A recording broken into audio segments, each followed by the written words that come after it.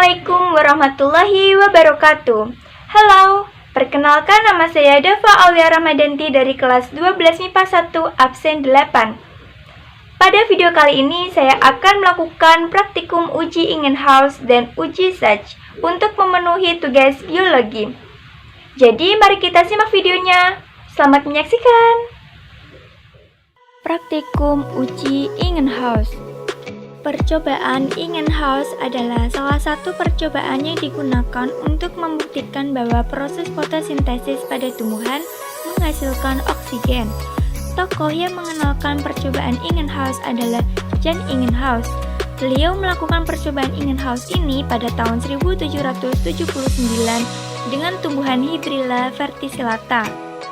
Tujuan dari praktikum Ingenhouse ini yang pertama, untuk mengetahui faktor-faktor yang mempengaruhi fotosintesis. Yang kedua, untuk membuktikan bahwa proses fotosintesis menghasilkan oksigen. Alat dan bahan. Yang pertama yaitu 3 buah botol bekas. Yang kedua, hidrilla atau tanaman air secukupnya. Yang ketiga, air. Yang keempat, es batu. Dan yang terakhir ada label. Cara kerja. Untuk cara kerja, langkah yang pertama yaitu siapkan alat dan bahan. Kemudian, isi air ke dalam masing-masing botol. Pastikan botol jangan terisi penuh. Langkah yang kedua yaitu masukkan tanaman air atau hidrilla ke dalam masing-masing botol. Selanjutnya, beri es batu ke dalam botol B.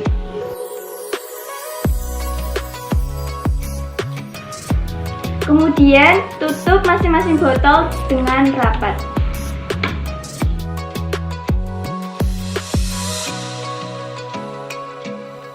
Langkah selanjutnya, letakkan medium air pada botol label A ke tempat terang yaitu terkena sinar matahari langsung.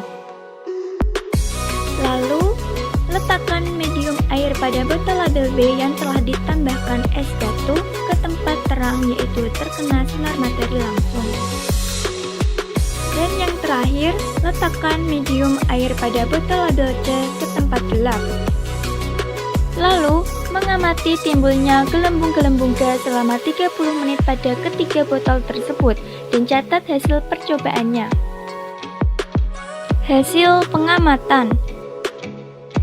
Berikut ini adalah tabel hasil pengamatan uji Ingenhouse. Pada tabel pengamatan tersebut dapat kita lihat pada botol label A yang berisi hidrilla dan air biasa ditempatkan di tempat terang menghasilkan jumlah gelembung oksigen atau O2 yang lebih banyak. Sedangkan pada botol label B berisi hidrilla, air, dan es batu ditempatkan di tempat terang menghasilkan sedikit gelembung oksigen atau O2. Dan botol label C yang berisi hidrilla dan air ditempatkan di tempat gelap tidak menghasilkan sama sekali gelembung oksigen. Pembahasan. Pada botol label A yang berisi hidrilla dan air yang ditempatkan di tempat terang di bawah sinar matahari akan menghasilkan gelembung-gelembung udara yang banyak. Hal ini menunjukkan bahwa percobaan Ingenhouse membuktikan fotosintesis ini menghasilkan oksigen yang banyak dengan bantuan sinar matahari. Pada botol label B, percobaan Ingenhouse yang berisi hidrilla, air, dan es batu setelah didiamkan selama 30 menit di bawah sinar matahari akan nampak gelembung-gelembung udara yang lebih sedikit dan juga di bagian atas botol terdapat ruang udara. Seperti pada botol label A, hal ini menunjukkan bahwa percobaan Ingenhouse membuktikan adanya penambahan es batu pada botol label B menyebabkan sedikitnya gelembung yang dihasilkan. Maka proses fotosintesis ini dipengaruhi oleh tinggi rendahnya suhu. Suhu dingin akan menghambat atau memperlambat laju proses fotosintesis. Penambahan es batu mengakibatkan penurunan laju fotosintesis karena terjadi penurunan suhu sehingga gelembung oksigen yang dihasilkan sedikit. Pada botol label C, percobaan Ingenhouse yang berisi hidrilla dan air ditempatkan di tempat gelap tidak menghasilkan gelembung oksigen sama sekali. Hal ini berarti hidrilla tidak mengalami proses fotosintesis. Pada bagian atas juga tidak terlalu banyak rongga udara. Hal ini berarti laju fotosintesis berjalan lamban dibandingkan botol label A dan B yang terkena sinar matahari secara langsung. Karena semakin rendah intensitas cahaya, maka semakin rendah juga ATP yang terbentuk. Jadi perlakuan pada botol label C tidak menghasilkan sama sekali gelembung oksigen. Berikut ini adalah kesimpulannya. Praktikum uji SACH. Percobaan SACH diperkenalkan oleh seorang ilmuwan asal Jerman bernama Julius von SACH pada tahun 1862.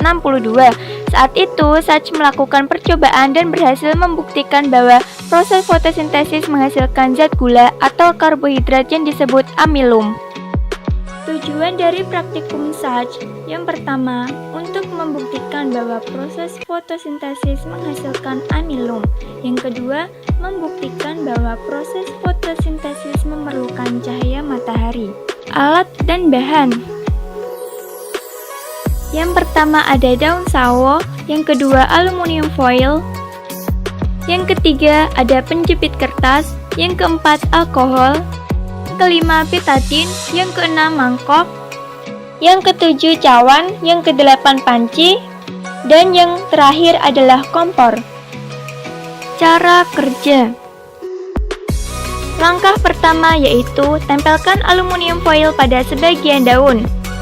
Yang kedua, beri klip pada aluminium foil yang telah terpasang, diamkan selama 1 hari. Ketiga, petik daun yang telah dibungkus aluminium foil selama 1 hari. Selanjutnya, lepaskan klip dan aluminium foil dari daun dengan hati-hati agar tidak sobek.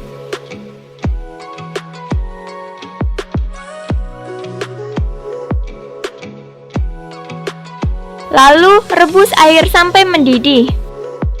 Setelah air mendidih, masukkan daun dan rebus daun sampai layu. Pindahkan daun yang sudah layu dan berubah warna ke cawan. Masukkan alkohol ke dalam mangkok, lalu pindahkan daun tadi yang sudah ditiriskan ke dalam mangkok yang berisi alkohol. Masukkan mangkok ke dalam panci, lalu dipanaskan secara tidak langsung sampai alkohol berubah berwarna hijau. Kemudian cuci daun dengan air mengalir. Teteskan daun dengan betadin, amati dan catat perubahan warna pada daun. Hasil pengamatan. Berikut ini adalah gambar hasil dari pengamatan. Pada daun yang tidak diberi tanda merah merupakan daun yang ditutupi aluminium foil, tampak berwarna hijau kehitaman, warnanya cenderung ke gelap. Sedangkan pada daun yang diberi tanda merah merupakan daun yang ditutupi aluminium foil, tampak berwarna hijau kecoklatan, warnanya cenderung ke cerah. Ini adalah tabel pengamatan uji SACH. Pembahasan. Setelah daun ditetesi betadin, yaitu pada gambar yang diberi tanda warna merah, warna daun yang tadinya tertutup aluminium foil akan berubah menjadi warna hijau kecoklatan layu. Sedangkan warna daun yang tadinya tidak tertutup aluminium foil akan berubah menjadi warna hijau kehitaman pucat. Jadi teman-teman, pada daun yang tidak ditutupi aluminium foil terjadi perubahan warna yaitu warna hijau kehitaman pucat, di mana hal ini menunjukkan bahwa daun tersebut mengandung amilum yang dimana terjadi proses fotosintesis. Sedangkan pada daun yang ditutupi oleh aluminium foil terjadi perubahan warna, tetapi perubahan warnanya tidak signifikan, yaitu tetap berwarna hijau, cuman hijaunya agak kecoklatan atau layu. Hal ini menunjukkan daun yang ditutupi oleh aluminium foil tidak mengalami fotosintesis sehingga tidak mengandung amilum. Adanya amilum ditandai dengan adanya perubahan warna yaitu warna hijau kehitaman atau hijau pucat. Berikut ini adalah kesimpulannya. Sekian praktikum yang telah saya lakukan. Terima kasih. Wassalamualaikum warahmatullahi wabarakatuh.